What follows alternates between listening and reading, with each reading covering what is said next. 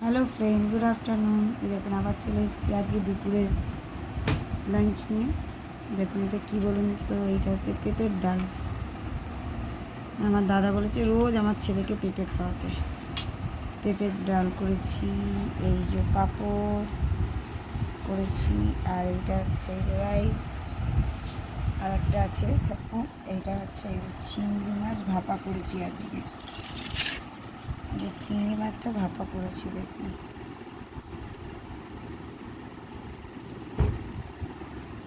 এই জায়গাতে চিংড়ি মাছ করেছি, চিংড়ি মাছ ভাপা করেছি সর্ষে পোস্ত দিয়ে, নারকেল দিয়ে। দেখুন একবার কত সুন্দর আজকে হয়েছে আমার চিংড়ি মাছ ভাপাটা।